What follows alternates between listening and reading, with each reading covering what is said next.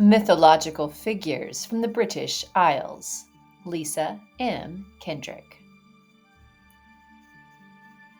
In Celtic mythology, entities used the mist to travel, held dominion over ancient sites, lived when in the mortal realm, in deep forests, bodies of water, bogs, and caverns. Today, the superstitious warn people to never mistake these beings as cute little pixies with good intentions, as they take hundreds of forms and care little for the earthly realm. Here is a glance at some of the most well-known sheep of the British Isles. The meaning of the name Fomorian is debated, though most agree that fo means from below, and nether Morian means the sea and or giants. This is a diverse and supernatural species whose forms could be diverse, though most were considered ugly and misshapen by human standards. Theirs was an ancient magic, sorcery from before great floods came and destroyed the ancient lands.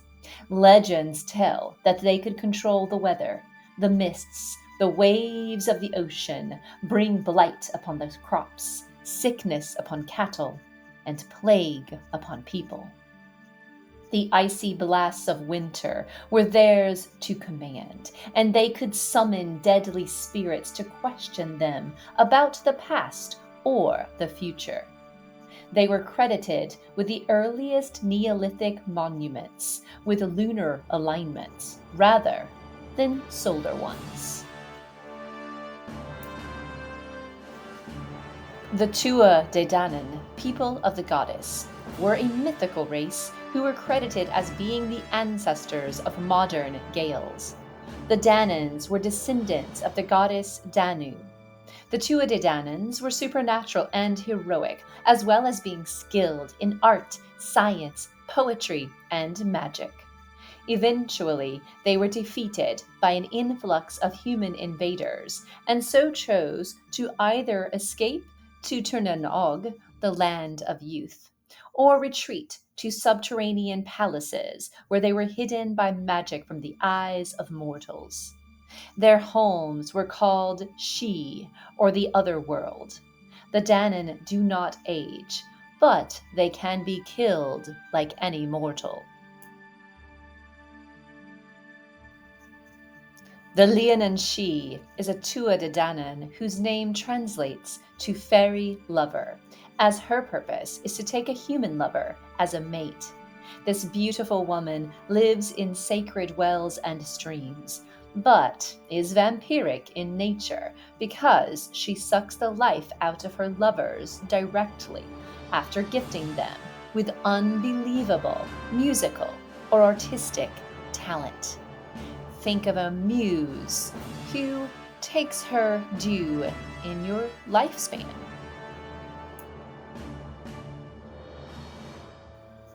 The Banshee is well known in Ireland and Scotland for her keening or wailing scream, which she unleashes upon an unsuspecting family member before someone in that family dies.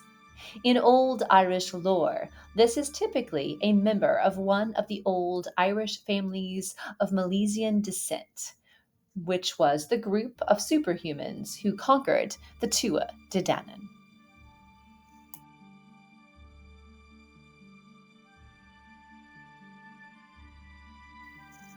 The Bodach is an ancient deity whose name means the old man or the poor farmer, and he is portrayed as being dressed in rustic clothes with an old hat low on his head.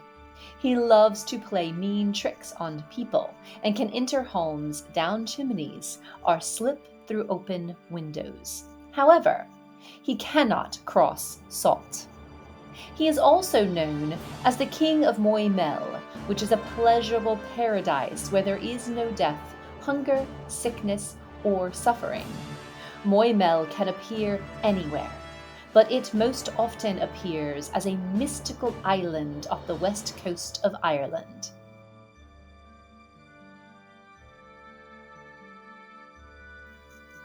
The Cailleach appears primarily as a veiled old woman with skin which is deathly pale or blue. Her teeth are red, and her clothes are adorned with skulls. In Manx, the Cailleach was a shapeshifter who could transform into a bird. She is a creator deity who shaped the landscape using a hammer. Although she can be dangerous to humans, she cares deeply for animals and is the patron of wolves. Every spring, the Cailleach would take a draft that returned her to youth, spending half the year as a young woman and the other half as a crone.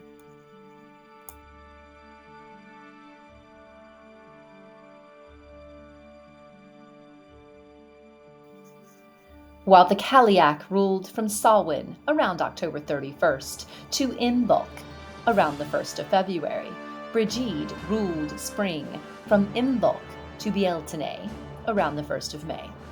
In some myths, she is one and the same entity with the Cailleach. In all myths, she is the Irish goddess of spring, fertility, and life. Poets sought her for inspiration, and she was the master of healing and smithing. Many wells and waterways are devoted to her.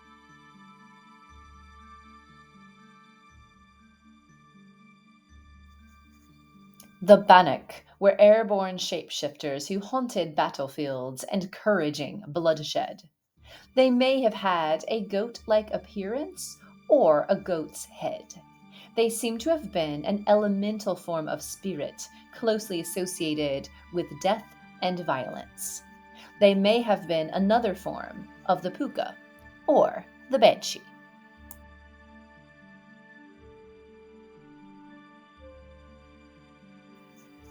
The name Morrigan translates to Phantom Queen because she was a shapeshifter, though she was also considered the warrior queen and was one aspect of the triple goddess who is featured often in mythology. The other two goddesses were Macha and Niman. Morrigan is considered to be fearsome and unpredictable as the goddess of war. She is able to predict the death of warriors in battle, which she used to influence the outcome of those battles. She often takes the form of a crow. Cernunnos was the Gaelic god of beasts and wild places, who was often called the Horned God. He was a god of the wild who ruled over pristine nature and uncivilized ways. Animals were his subjects, and he presided over the growth of fruits and vegetables. Depictions of his deity include gatherings of animals such as elks, wolves, snakes, and rocks, since Cernunnos had the ability to bring peace between all natural enemies. Cernunnos may also have been a fertility god, as he is often shown with a torque, which is the Celtic symbol of kingship, and is connected to oak trees.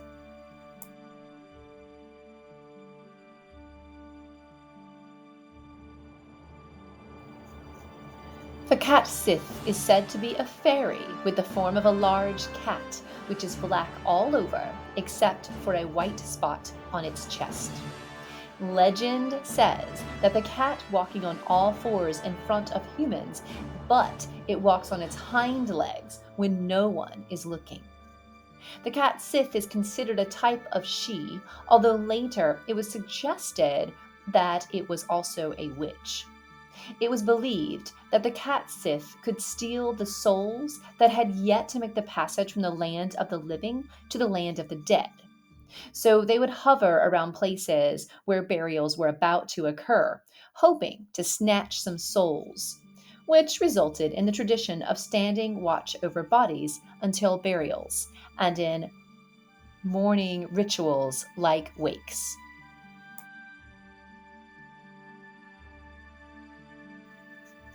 The Celtic marrow could be male or female. and was most often found in the cold waters of the North Sea off the coasts of Ireland and Scotland.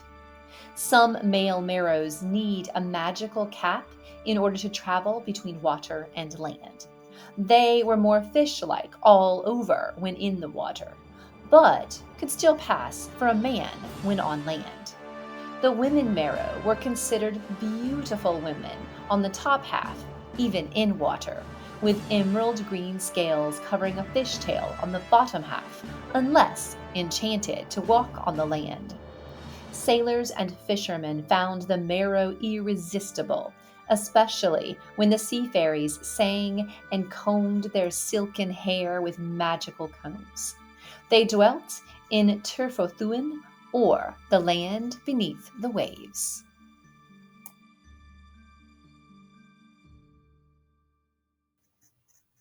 The selkie is a seal while in the water, but on land they shed their skin and take on human form. They are irresistible to humans also, and humans are apt to fall in love with them. Selkies are often sighted by those living in remote coastal regions. Legend has it that in order to come ashore, Selkies must first shed their seal skin, and any human who finds that skin and hides it can keep the Selkie from returning to the sea and make that Selkie love and marry him or her.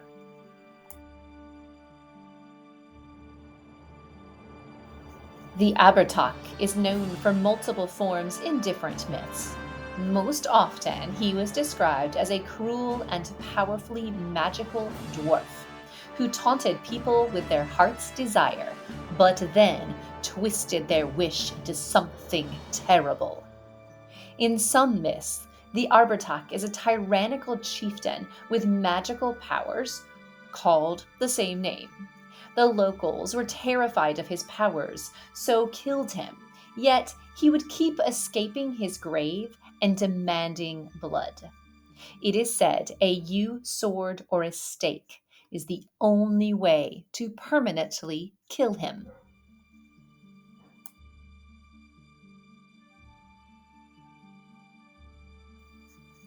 The Dirgdu was a young woman who fell in love with a local farmhand.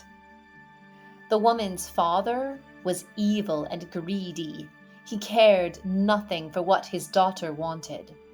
He arranged a marriage between her and a much older local chieftain, who paid the father a lot of money for her beauty and youth. Her new husband locked her away, abusing her as was his habit with women. So she refused to eat, dying not long afterward. And her father, he didn't even attend her simple funeral. Due to the abuse and betrayals, her spirit could not find peace. So rising from her grave, she killed and sucked the blood from her abusive husband and her horrible father. It says she roams still today, using her beauty to lure men into dark corners where she can drain them of their blood.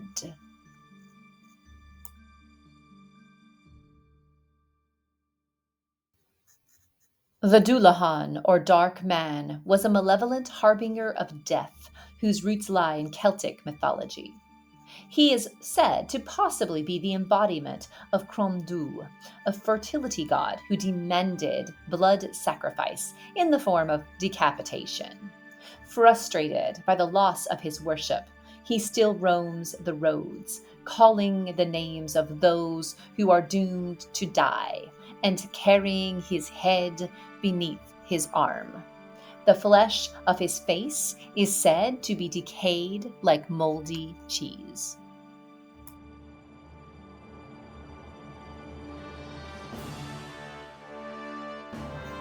The Cluracan is a mischievous she known for his great love of drinking and a tendency to haunt breweries, pubs, and wine cellars. They were known to carry magical purses which contained a lucky shilling that always returned to the purse, no matter how many times it was spent. Many mortals tried to catch the Cluracan for that very reason.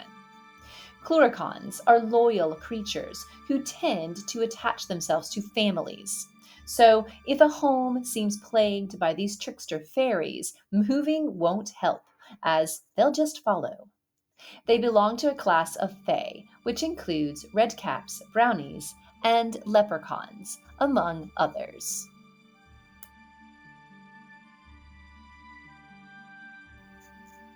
The Olafeist is a serpent like monster.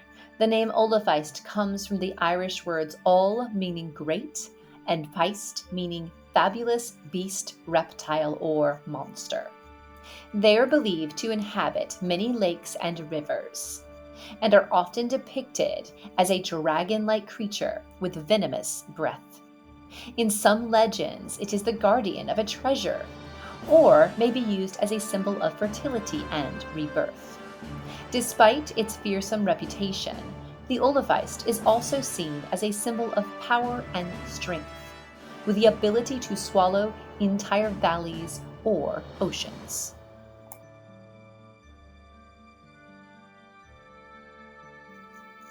A kelpie is a shape-changing aquatic spirit of Scottish legend.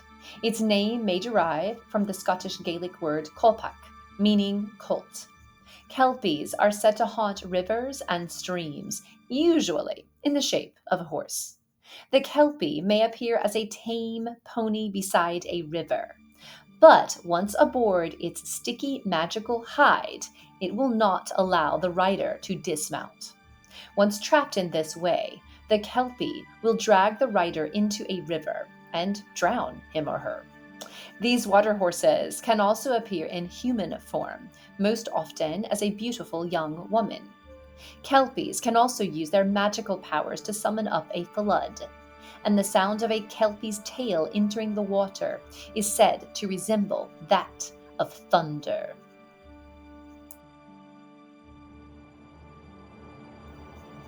Puka are shape-shifting tricksters. Legends say that the puka can change into many things, like a horse, goat, cat, donkey, bull, dog, fox, wolf, or rabbit. When a puka is in horse form, he will invite a rider onto his back, but he will not allow the rider off until after a wild ride through the night.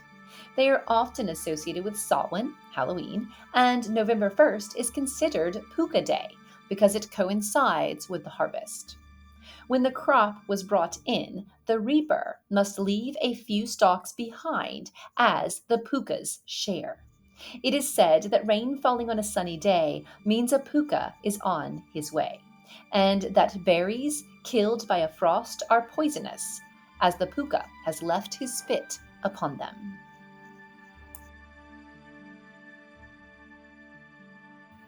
It may not seem like it, but this was just a short list.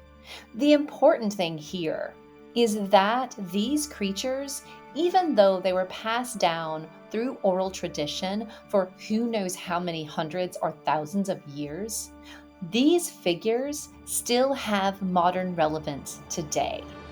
They're in everything from urban legends like the Loch Ness Monster, to fairy tales like The Little Mermaid, to products like the cereal Lucky Charms, to illusions in literature like Sir Gawain and the Green Knight, to superstitions like black cats being bad luck, and even to the basis of entire film or novel series like the Twilight series. These myths live on in everyday things that we do and say, in films and novels. We can't escape them. And maybe we shouldn't want to.